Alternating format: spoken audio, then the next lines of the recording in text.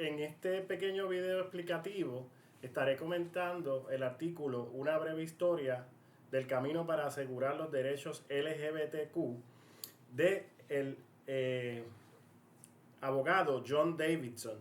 que quiso expresar en un artículo para la American Bar Association de los Estados Unidos, corto y breve, cuál es toda esa historia del camino recorrido por las luchas LGBTQ para alcanzar derechos en ese país. De inmediato, Davidson comienza fechando y colocando en el tiempo en 1969 como el momento álgido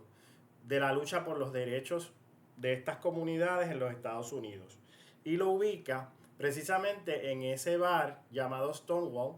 donde todos sabemos que se dieron aquellos enfrentamientos entre las personas transexuales, las personas negras, puertorriqueñas y latinas que se encontraban en ese bar en Nueva York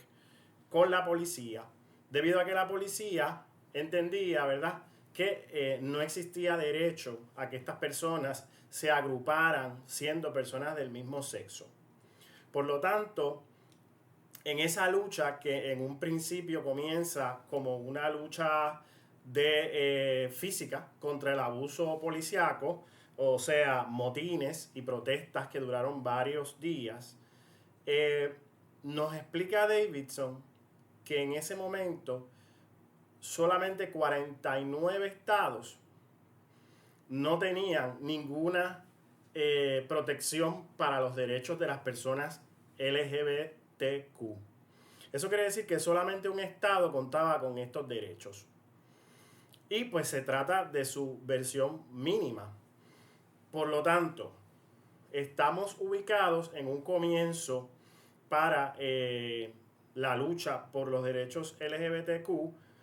que es prácticamente en blanco, donde la persecución y la criminalización contra las personas de estas comunidades era absoluta en los Estados Unidos. Y se condenaba precisamente la conducta íntima entre personas del mismo sexo, entiéndase la conducta sexual, trayendo asuntos que tienen que ver con la moral y asuntos que tienen que ver con la religión y asuntos que tienen que ver con la obscenidad a las vidas de miles de personas que se estaban asociando en este tipo de bares y que se van a asociar en comunidades para precisamente encontrarse en un mundo de normativa heterosexual donde su propia identidad y su propia conducta está criminalizada y rechazada por el Estado, por los representantes del Estado, que son la policía, etc. Y en ese momento, pues ninguno de los estados reconocía las relaciones entre parejas del mismo sexo y ninguna jurisdicción prohibía el discrimen por orientación sexual e identidad de género en el trabajo, en la vivienda, en la salud. Por lo tanto, estamos ante un panorama sombrío contra el cual, entonces, nos explica Davidson, las comunidades LGBTQ, a través de recursos legales y jurídicos, comienzan a dar la batalla en los tribunales y en los foros legales de los Estados Unidos. ¿Cómo se ha logrado el cambio? Pues precisamente eso es lo que va a explicar este autor y nos va a explicar que hoy día la conducta de los adultos del mismo sexo pues está protegida en la mayoría de los estados y que esto ha conducido precisamente incluso al derecho a casarse. También nos dice que los protagonistas de estos cambios, y nos los ubica rápidamente en el artículo, son personas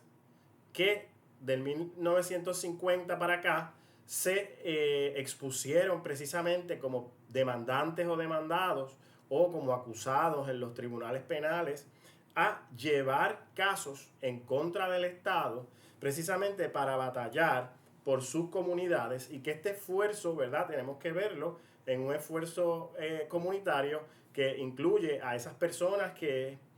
cuyos casos fueron, ¿verdad?, los primeros que se llevaron, los activistas, un grupo de políticos legisladores y también juristas o personas abogadas que se dedicaron en sus oficinas y en sus carreras a precisamente defender personas de estas comunidades en las cortes. Y en esa esfera de los años 1950, ese principio sombrío, oscuro, donde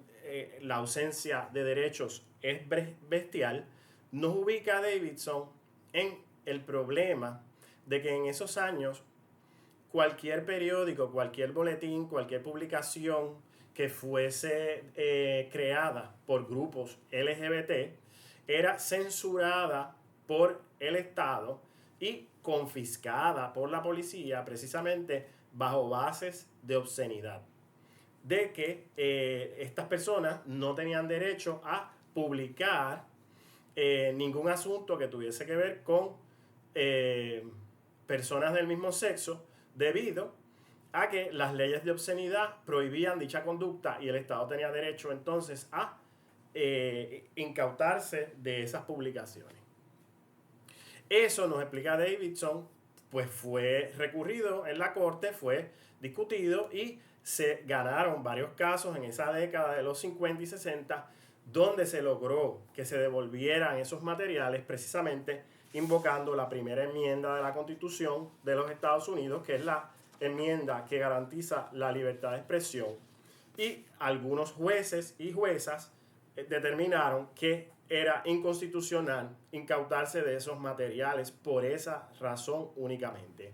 También nos dice y nos da unos ejemplos muy puntuales que son importantes, que tienen que ver con la prohibición de la organización comunitaria.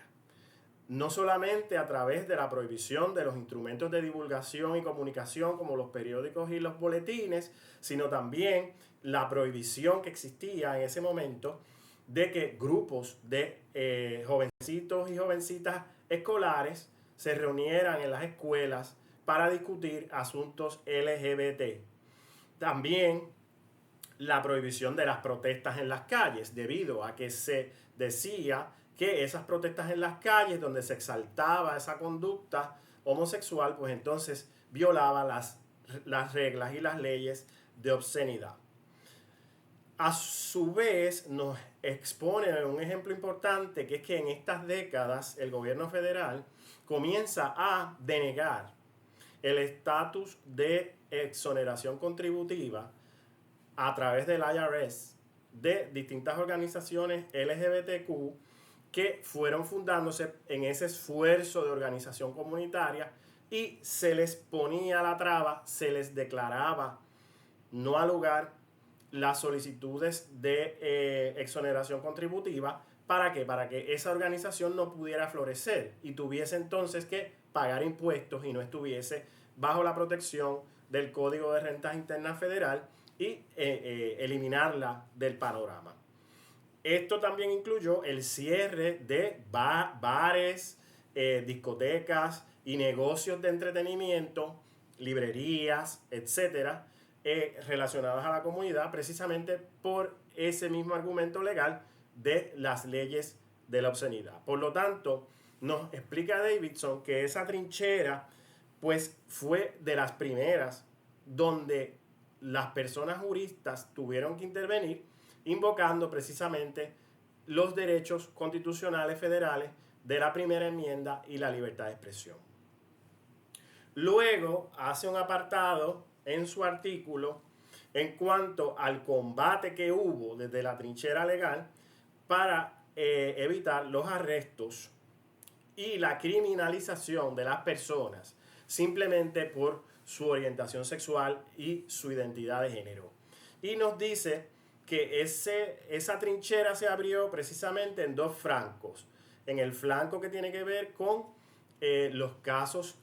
que retaron las leyes contra la sodomía. Ustedes saben que la sodomía está prohibida en la mayoría de los estados de los Estados Unidos, incluyendo Puerto Rico. Esto quiere decir que no se permitían ciertas conductas sexuales y estaban en los códigos penales esas conductas que incluían sexo oral, sexo anal y otros tipos de manifestaciones sexuales que no tuvieran que ver con la procreación. Y todos los estados tenían leyes antisodomía y los estados precisamente enforzaban dichas leyes tratando de criminalizar a las comunidades LGBTQ simplemente por esa supuesta definición de sodomía, que todos sabemos que eran definiciones absolutamente vagas e imprecisas, generalizadas, precisamente porque las personas heterosexuales también incurren en conductas sexuales que tienen que ver con el sexo oral y conductas sexuales donde no hay un motivo de procreación. En ese sentido, los juristas comenzaron a atacar esas leyes, nos explica Davidson, a través de casos donde se presentara la defensa de la vaguedad de los estatutos para entonces declararlos inconstitucionales debido a que no podía probarse cuál era el tipo penal que se perseguía. Y en ese sentido, como principio general del derecho criminal, pues no puede haber un estatuto vago, impreciso o general que no tipifique definitivamente cuál es la conducta que se está tratando de prohibir. Así es que en ese sentido nos habla del caso Bowers versus Hardwick, que es el caso donde la Corte Suprema de los Estados Unidos justificó que existía base legal para sostener esas leyes antisodomía que existían en los 50 estados y en Puerto Rico, en base a precisamente que la Constitución permite que los estados tengan una posición moral en cuanto a la conducta de los ciudadanos y que por lo tanto, siendo inmoral la conducta homosexual, pues entonces se sostenían esas leyes antisodomía. Nos explica entonces Davidson que estas leyes antisodomía, pues precisamente, y estas derrotas, incluyendo la de Bowers versus Hardwick en el Tribunal Supremo de los Estados Unidos, provocaron entonces que las comunidades LGBTQ se reorganizaran, ¿verdad? Y reforzaran todos sus recursos para batallar contra esas leyes que los estaban criminalizando. Y entonces nos explica que en el 2003 esas acciones de las comunidades LGBTQ consiguieron un gran triunfo en el Tribunal Supremo de los Estados Unidos en el caso Lawrence versus Texas, que es el caso donde se revoca a Bowers y donde se determina que las personas LGBTQ tienen derecho a la vida privada y a la identidad y a la intimidad, y que el gobierno no puede controlar su destino criminalizando su vida privada y convirtiendo sus circunstancias en un crimen. Por lo tanto, tenemos que hacer énfasis en ese caso de Lawrence versus Texas y realmente su base jurídica, que es el derecho a la intimidad, que todos sabemos que el derecho a la intimidad en los Estados Unidos de Norteamérica está basado en una interpretación de la Constitución debido a que no está plasmado directamente, pero sí se ha expandido. Así que eso va a ser uno de los debates grandes legales, jurídicos, en cuanto a cómo sostener esas leyes que prohíben la sodomía, que prohíben que conductas sexuales como la sodomía sean criminalizadas y conductas identificadas como obscenas por algunos grupos religiosos o sociales puedan sostenerse. Muy bien, el segundo entonces aspecto que trae Davidson como ejemplo de estas batallas que se dan entre los años 80 y en los años 2000, nos trae los casos de custodia contra personas, los casos de custodia donde están involucradas personas LGBTQ. Y nos trae para que nosotros analizamos que en ese momento se utilizaban precisamente las batallas de custodia entre dos personas que han tenido una relación del mismo sexo o personas que son de sexos distintos pero cuyo uno de sus miembros luego o durante se identifica como una persona que tiene una orientación sexual amplia o distinta, entonces esos casos de custodia se utilizaron para perseguir y criminalizar a esas personas que mostraban, ¿verdad?, esta sexualidad, orientación sexual o identidad de género distinta. Y se utilizó por aquellos padres, madres, aquellas personas que querían retener a los niños, acusando a la otra parte de que por ser homosexual o por tener una orientación sexual diversa, pues entonces no podía tener contacto con los niños porque era inmoral y además porque era criminal. Así que de esa manera la comunidad jurídica que ha defendido, ¿verdad?, tanto LGBTQ como sus aliados, comenzaron entonces una batalla en los tribunales para que ese no fuese un criterio válido jurídico, sino que se tuviese que probar y demostrar que la supuesta alegada conducta inmoral, obscena, homosexual, tenía una causa directa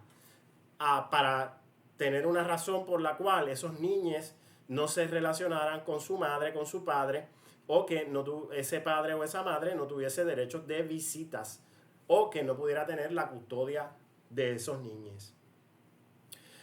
También se utilizó el derecho, se utilizaron los tribunales para restringir que las personas de este tipo no tuviesen el derecho a dormir junto con sus hijos de una noche para otra, sino que se restringieran las visitas simplemente a un día, pero que tuviesen que entregar a los niños al otro padre custodio antes de dormir. Lo cual creaba y crea todavía toda esta situación de segunda clase, donde simplemente por la conducta sexual, homosexual, ¿verdad?, por la orientación sexual consentida entre adultos, que es la que estamos hablando siempre cuando estamos hablando de este tema, es una mancha que los niños no deben presenciar, no deben tener acceso, que les causa mal, etcétera, y que por esa razón, pues simplemente, pues que no podían dormir junto a sus padres. También ahí se reconoce toda la prohibición de las leyes de adopción en los distintos estados, incluyendo Puerto Rico, donde no se reconocía que una persona homosexual o de orientación sexual diversa a la hetero tuviese derecho a adoptar. Nos destaca Davidson, y es importante señalar que desde el punto de vista del derecho, aquí vemos en estos casos de custodia que la batalla legal ha sido estado a estado, county a county, municipio por municipio. Porque como las leyes de familia son locales, pues precisamente se ha dado el desarrollo de las batallas legales a esos niveles y tenemos que estar bien pendientes, y él lo va a repetir varias veces en el artículo, a este asunto, porque no se trata solamente de pensar en las batallas grandes, federales y estatales, sino que a nivel familiar, a nivel municipal, a nivel del county, se está dando esto en los hogares mismos. De ahí nos pasa entonces a explicar cuál ha sido la evolución, según su punto de vista, en cuanto al discrimen en el empleo y cómo de ese panorama sombrío de 1969, cuando se da la lucha campal contra la policía en el bar de Stonewall en Nueva York, hasta el día de hoy ha cambiado ese panorama. Y nos dice que los primeros casos de discrimen contra la comunidad LGBTQ se comenzó con los empleados gubernamentales, los empleados federales, que fueron los primeros que llevaron casos que tuvieron éxito en los tribunales. Los empleados gubernamentales federales y estatales también. Y nos dice que hasta ese momento, ¿verdad?, los años 80 del siglo pasado, había unas modalidades de despido y de actuaciones de los patronos arbitrarias y caprichosas en contra de las personas LGBTQ, precisamente también basadas en que esa conducta es una conducta inmoral, es una conducta indeseada por la mayoría de la sociedad, y eso daba derecho ya de plano, pensaban los patronos y pensaba el gobierno como patrono mayoritario, que podía conllevar a que esa persona fuese discriminada, incluso perdiese su empleo. Y nos está hablando de un caso en específico en el 1984, cuando la Corte Federal invalidó una ley que prohibía a los maestros abogar a favor de actividades homosexuales privadas entre adultos. Y se decidió que simplemente abogar en favor de una conducta, una cultura como la cultura gay, pues no es suficiente para despedir a un empleado maestro, ¿verdad? Lo que estaba detrás de todo eso era precisamente acusar a los maestros de inmoralidad, de perversión de menores, precisamente por su función como maestros de personas menores de edad. Y en ese sentido, si ese maestro defendía alguna situación que tenía que ver con la cultura LGBTQ, estaba sujeto al despido inmediato. Y nos explica Davidson que estos casos se fueron ganando en los tribunales precisamente invocando los derechos de los empleados federales y los empleados estatales a la libre expresión, que ya sabemos que es distinto de los empleados en la esfera privada, sobre todo en ese momento, en 1984. Hoy día, pues, tenemos otros desarrollos legislativos. Nos habla también, nos hace una pausa para explicarnos que también esa lucha contra el discrimen en el empleo se dio en la rama militar, precisamente porque la rama militar establecía hasta ese momento una prohibición absoluta donde ninguna persona perteneciente a la comunidad LGBTQ podía pertenecer a la milicia. Y tan pronto lo decía, tan pronto eso se manifestaba, entonces ocurría el despido automático y la pérdida de derechos como empleado de la rama militar. Por lo tanto, nos habla un momento sobre la importancia de que tengamos presente que los activistas, los juristas y precisamente las personas de la comunidad que llevaron los primeros casos consiguieron una regla que se llamó Don't Ask, Don't Tell, no digas, no preguntes, que es esta regla donde el gobierno federal, si tú no decías nada, si no se te notaba, si no se expresaba tu orientación sexual, pues entonces no había problema, tú podías quedarte en la milicia. Y lo que estaba prohibido era precisamente decirlo, salir del closet, expresarte como tu identidad te llamaba a expresarte. Luego, eso a través de órdenes ejecutivas y algunas instancias de legislación, se logró cambiar y ha habido, como ustedes saben, sucesivas prohibiciones y relajamiento de las prohibiciones. En este momento eso ha llegado incluso a órdenes ejecutivas que prohibían que personas transexuales y transgénero sirvieran en las Fuerzas Armadas. Y luego eso se revoca a través de órdenes ejecutivas del presidente de los Estados Unidos. Davidson en ese momento nos destaca que la mayoría de las prohibiciones de discrimen en el empleo, vivienda y acomodo público se han dado a nivel estatal y local, a través de ordenanzas. Y nos dice, precisamente en esto que quiero recalcar, que las primeras fueron 22 leyes estatales contra el discrimen en el empleo, en la vivienda, en la salud, y 400 ordenanzas municipales. Pero que en la mayoría de los estados no existe legislación estatal sobre este tema. No es entonces hasta el caso Bostock versus Clayton County, que es el caso que aborda en la Corte Suprema de los Estados Unidos el discrimen en el empleo contra personas LGBTQ, que entonces se afirmó que el título 7 de la Ley de Derechos Civiles de los Estados Unidos protege a las personas contra el discrimen en el empleo por razón de su orientación sexual e identidad de género. Esto es bien reciente, así es que estamos viendo su desarrollo. Claro, en Puerto Rico existe una ley estatal, ¿verdad? Puerto Rico sí es una excepción en cuanto a esto. Y en Puerto Rico existe una ley estatal contra el discrimen en el empleo, pero no podemos olvidar y requiere nuevo pensamiento este asunto de que las leyes contra el discrimen en la vivienda, en la salud y en el empleo contra las comunidades LGBTQ se ha conseguido a nivel local, donde la lucha, ¿verdad?, ha sido desigual en el sentido de que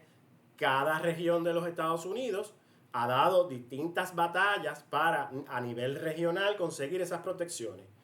Y no es hasta entonces el caso Bostock versus Clayton County, donde se reconoce a nivel federal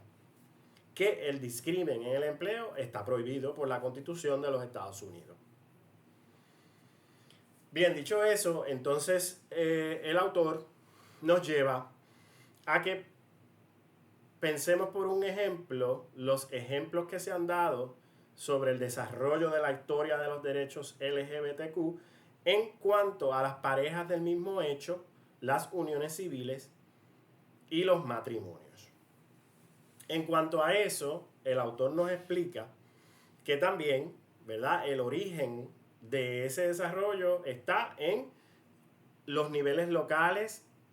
y municipales y estatales de los Estados Unidos. Porque precisamente esto es un tema que tiene que ver con la ley estatal, debido a que la ley federal, ¿verdad?, no se ocupa en primer lugar de los asuntos de familia, sino que es la ley estatal la que tiene primacía en cuanto a esto, y el gobierno federal pues mantiene una distancia, aunque también regula importantes momentos de la vida familiar. Y nos explica que fue California el primer estado que pasó una ley de uniones civiles y parejas de hecho, luego seguido por Vermont y Hawái, que enmendó su constitución precisamente para permitir este asunto de las uniones civiles entre personas del mismo sexo o las parejas de hecho, porque como no se les permitía casarse, acceder al matrimonio, entonces se utilizaban otras figuras legales como por ejemplo los contratos para hacer contratos entre parejas que fuesen a su vez reconocidos por el Estado, ejemplo pues en el registro de la propiedad, etcétera, para asuntos bancarios, de la hipoteca, etcétera, para que se reconociera que esas dos personas tenían una unión de hecho civil que les daba derechos a cada uno de los miembros de la comunidad, tanto en vida como después de la muerte, lo que complica el panorama con el asunto sucesoral, que ustedes saben que ha sido un asunto que ha sido utilizado durante siglos para denegar derechos a la persona sobreviviente luego de la muerte de uno de los dos comuneros en la unión civil o comunidad de bienes. Y nos dice que al día de hoy existen muchos estados que ya reconocen el matrimonio a nivel estatal, pero que en ese momento, antes de que se reconociera a través de la decisión del Tribunal Supremo, 28 estados de la Unión, o sea, ni siquiera llegaba a la mitad, o sea, llegaba un poquito más de la mitad de los estados, ya habían reconocido esas uniones de hecho a nivel estatal, y que no es hasta el año 2005 que Massachusetts aprueba el matrimonio homosexual con esa ley de matrimonio homosexual en Massachusetts. Años más tarde, 10 años más tarde, en el 2015, fue que entonces el Tribunal Supremo aprobó en un caso que el gobierno federal no puede discriminar contra los matrimonios del mismo sexo, en el caso Obergefell versus Hodge. Aunque en ese momento ya 24 estados permitían el matrimonio homosexual. Sobre este asunto, pues hay un montón de tecnicismos y un montón de asuntos particulares que hay que discutir en su momento, pero como se trata de un panorama histórico general, hasta este momento lo vamos a dejar hasta ahí, que es lo que explica Davidson. Luego, para terminar, Davidson quiere hacer un final donde él analiza precisamente qué ha pasado con los derechos de las personas transgénero, las personas no binarias, las personas que no se conforman con que solamente existen dos géneros,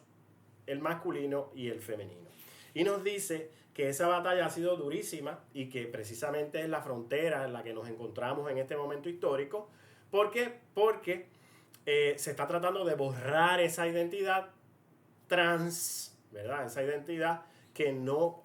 pertenece a la heteronorma y al discurso binario de lo masculino y lo femenino, a través de hacer muy difícil los procesos para conseguir documentos públicos que confirmen esa identidad deseada, esa identidad afirmada, que es la identidad de una persona transgénero que no quiere encasillarse en ningún molde biológico establecido socialmente como mayoritario. Y nos explica que históricamente eso ha sido una lucha de la comunidad transexual y no binaria, precisamente conseguir que los estados reconozcan el cambio de nombre y el cambio del marcador de género en los documentos de identidad públicos. Y también nos dice Davidson, nos recuerda que esta lucha tiene un componente importante en las personas confinadas, que nosotros llamamos personas presas,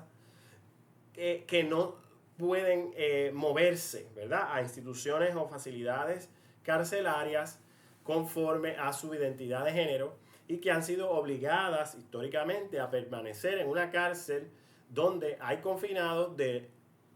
que no van de acorde con su identidad de género, causando pues innumerables muertes, peleas, discriminación y un estatus prácticamente subhumano de esa persona trans que está mal colocada, mal clasificada en una cárcel con presos que no son acorde, que no respetan su identidad de género. También nos habla ahí de que es importante pensar que ha habido una lucha jurídica grande para que se reconozca que tanto los planes médicos como Medicaid reconozcan y cubran cualquier tratamiento de salud que tenga que ver con la afirmación de género de esa persona que es la socia o socio o socie del plan. Y nos dice que últimamente se ha recrudecido la batalla de algunos sectores sociales en los Estados Unidos contra las personas menores de edad que se identifican o que afirman algún